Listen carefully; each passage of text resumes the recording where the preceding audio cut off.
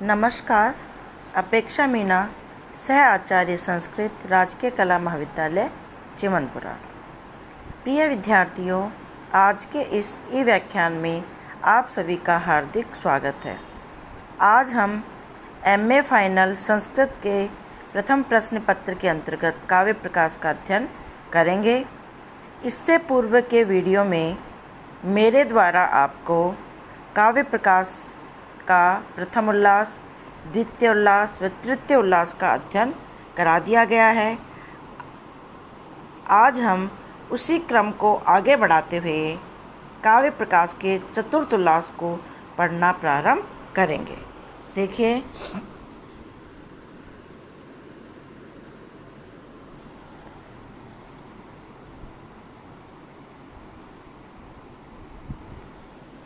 प्रथम उल्लास में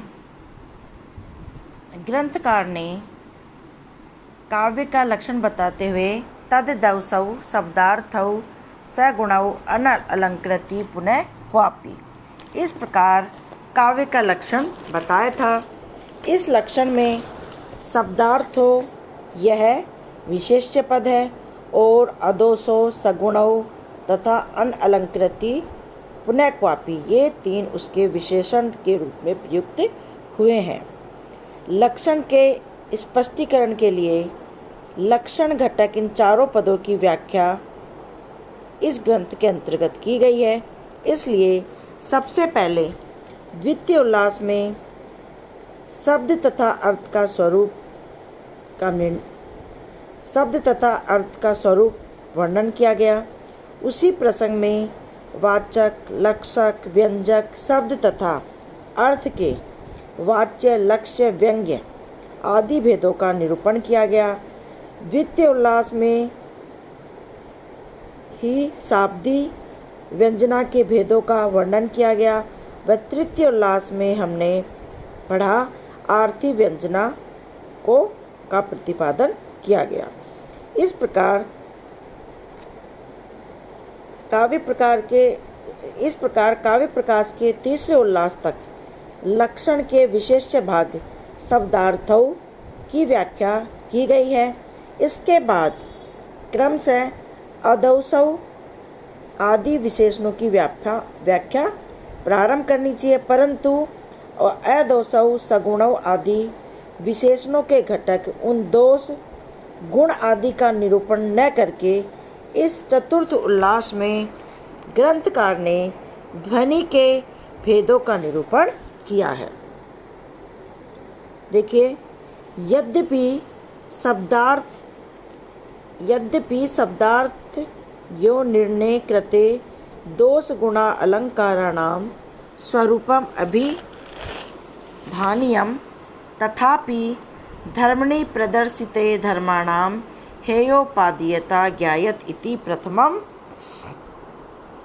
काव्य भेदान आह। यद्यपि शब्द अर्थयो निर्णय शब्द तथा अर्थ का निर्णय करने के बाद दोष गुणा अलंकाराणाम दोष गुण तथा अलंकारों के स्वरूपम अभिधानियम स्वरूप का कथन करना चाहिए था, परंतु धर्मणि प्रदर्शिते परंतु धर्मी का निरूपण करने पर ही दोष गुण आदि धर्मों की हेयता या उपादेयता का ज्ञान हो सकता है। इसलिए प्रथमम काव्य भेदान है। इसलिए दोष गुण आदि का निरूपण छोड़कर सबसे पहले धर्मी रूप काव्य के भेदों का वर्णन करते हैं।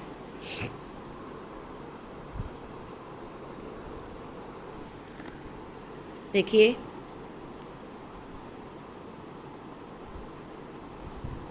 सूत्र 39 कारिका 24 अविवक्षित वाच्यो यस्य तत्र वाच्यम भवेत् ध्वनौ अर्थांतरे संक्रमित अत्यंतम वा तिरस्कृतम। यहाँ पर इससे पूर्व काव्य के ध्वनि, गुणीभूत व्यंग तथा चित्रकाव्य नाम से 3 भेद बताए जा चुके हैं। अब इन तीनों मुख्य भेदों के भी अवान्तर भेद होते हैं। इसी का यहाँ पर निरूपण किया जा रहा है।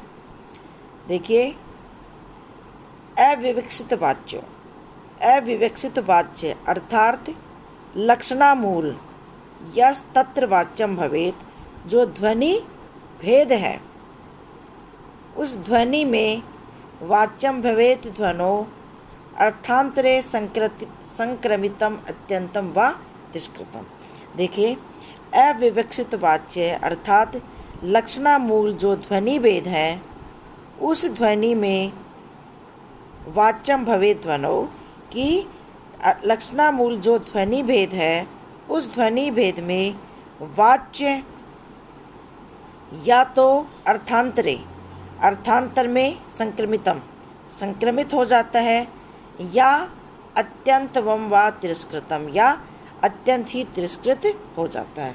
क्या कह रहे हैं कि अविवक्षित वाच्य अर्थात लक्षणामूल जो ध्वनि का भेद है उस ध्वनि के भेद में वाच्य या तो अर्थांतर में संक्रमित हो जाता है या अत्यंत तिरस्कृत हो जाता है।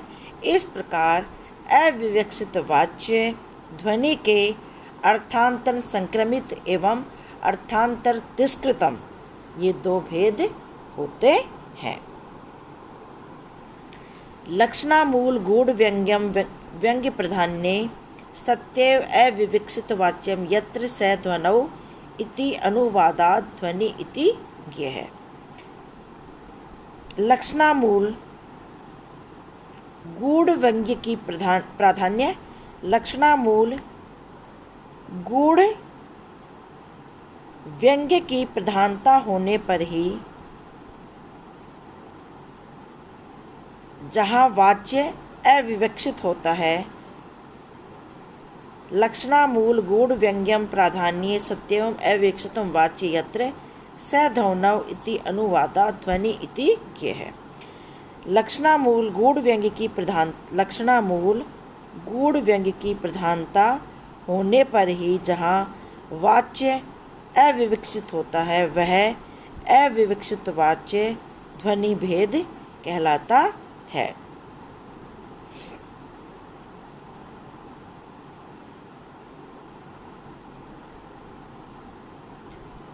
तत्र च वाच्यम क्वचित् अनुपजेयम मानत्वात् अर्थांतरे परिणमति। तत्र च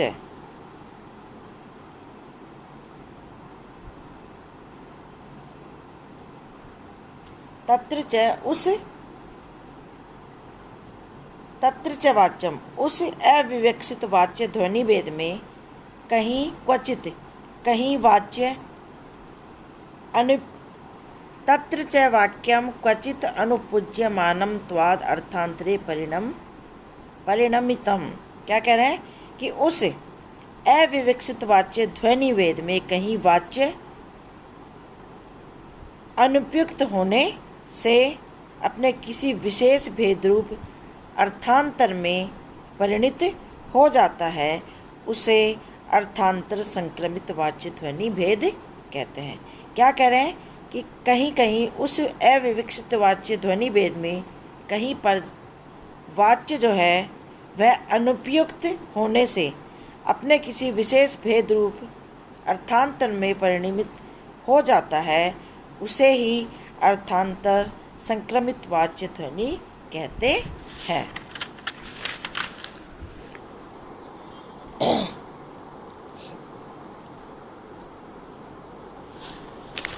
यथा त्वामस्मि वच्मि विदुषां समवायो अत्र तिष्ठति आत्मीयां मतिम आस्थाय स्थितिम अत्र विदेहि तत्।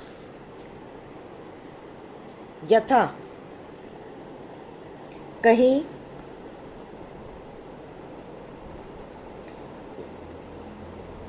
अर्थांतर संक्रमित वाच्य का उदाहरण यहाँ पर दिया जा रहा है।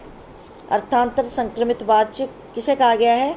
जहाँ वाच्यार्थ का सीधा वाच्यता और छेदक रूप से अन्वय नहीं बनता है, वहाँ शब्द अपने सामान्य अर्थ को छोड़कर स्व संबंध अपने किसी विशिष्ट अर्थ को बोधित करता है, वहाँ अर्थांतर संक्रमित वाच्य ध्वनि होती है। यथा जैसे अर्थांतर संक्रमित वाच्य का उदाहरण बताया जा रहा है, त्वाम अस्मि वच्मि, मैं तुमसे कहता हूँ कि विदुषाम समवायो अत्र तिष्ठति, कि अत्र यहाँ पर विदुषाम विद्वानों का समवाय समुदाय तिष्ठति रहता है।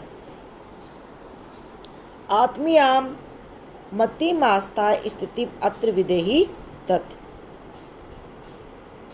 इसलिए आत्मीयाम मतिमास्ता, इसलिए अपनी इसलिए आत्मीयाम अपनी मतिम बुद्धि को आस्थाएं ठीक करके स्थितम विदेही जरा संभल कर रहना। क्या कहा जा रहा है कि अर्थांतर संक्रमित वाच्य ध्वनि का उदाहरण बताया जा रहा है कि मैं तुमसे कहता हूँ कि यहाँ पर विद्वानों का समुदाय रहता है, इसलिए अपनी बुद्धि को ठीक करके जरा संभल कर रहना। यह अपने शिष्य के प्रति किसी विद्वान व्यक्ति की उक्ति है कि देख, मैं तुझसे कहता हूँ यहाँ पर वक्ता और बोधव्य दोनों एक दूसरे के सामने ही उपस्थित हैं, इसलिए त्वाम वच्मि पदों का प्रयोग किए बिना भी बात कही गई है। तो यहाँ वचन आदि उपदेश आदि रूप में परिणत हो जाता है, इसलिए यह अर्थांतर संक्रमित वाच्य ध्वनि का उदाहरण है। अत्र वचनादि उपदेश आदि रूपतया परिणमति। अब अत्यंत तिरस्कृत वाच्य ध्वनि के बारे में बता रहे हैं कि जहाँ क्वचित अविवक्षित वाच्य क्वचित अनुपदमानतया अत्यंत तिरस्कृतम यथा। क्या कह रहे हैं कि अविवक्षित वाच्य या लक्षणा मूला ध्वनि का दूसरा भेद जो है वह अत्यंत तिरस्कृत वाच्य ध्वनि होता है। क्वचित अनुपद्यमानतया अत्यंत तिरस्कृतम, कहीं कहीं पर वाच्यार्थ अनुपपद्यमान होने से अत्यंत तिरस्कृतम, अत्यंत तिरस्कृत। क्या कह रहे हैं कि कहीं कहीं पर वाच्यार्थ जो है अनुपपद्यमान होने से अत्यंत तिरस्कृत हो जाता है, तो उसे ही अत्यंत तिरस्कृत वाच्य ध्वनि कहते हैं। यथा जैसे उदाहरण देखिए, उपकृतम बहु तत्र किम उच्यते सुजंता रथिता भवता परम विदधि ईदृशमेव सदा सुखे सुखितम आसस्व ततः सरदाम सतम। उपकृतम बहु तत्र किम उच्यते सुजंता रथिता भवता परम।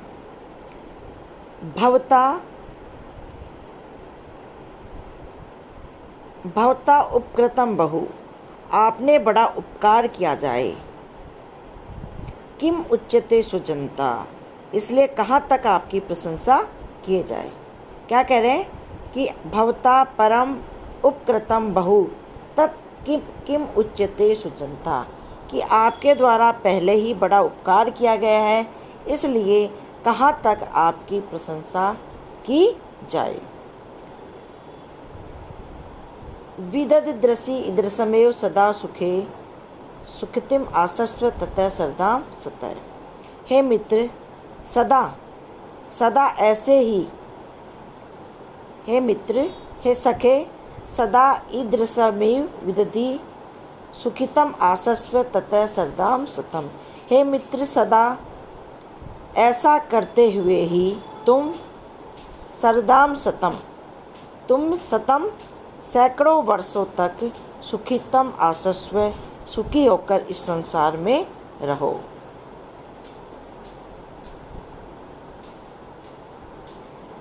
यहाँ पर कोई अपकृत व्यक्ति अपकार करने वाले व्यक्ति के प्रति विपरीत लक्षणा से यह कह रहा है, अर्थात जिस व्यक्ति के साथ उसके किसी मित्र ने अपकार किया है, उस अपकारी मित्र के प्रति उस सताए गए अपकृत व्यक्ति की यह उक्ति है। इसमें अपकृतम आदि शब्दों के मुख्य अर्थ की कोई भी संगति नहीं होती है, इसलिए विपरीत लक्षणा या वैपरीत्य संबंध मूलक लक्षणा से उन शब्दों का एकदम उल्टा अर्थ निकलता है। इस प्रकार वाच्य अर्थ यहाँ पर अत्यंत तिरस्कृत हो जाता है और उपकृत आदि शब्द अपकृत आदि अर्थ के बोधक बन जाते हैं। अतः विपरीत लक्षणा से इस श्लोक का अर्थ बदलकर इस प्रकार हो जाता है कि तुमने बड़ा धोखा किया, बड़ा अपकार किया है, उसकी कहाँ तक निंदा की जाए वही थोड़ी है। तुमने वास्तव में अपनी दुष्टता का परिचय दिया है। अरे मित्रद्रोही, अपकार करने वाले, तेरे जैसा व्यक्ति जितनी जल्दी इस संसार को छोड़ दे उतना ही अच्छा है। तो यहाँ पर जो वाच्य अर्थ है वो तिरस्कृत हो जाता है, इसलिए यह अत्यंत तिरस्कृत वाच्य ध्वनि का उदाहरण कहा जाता है। तो आज के वीडियो में इतना ही। अगले वीडियो में पुनः भेंट होगी। धन्यवाद।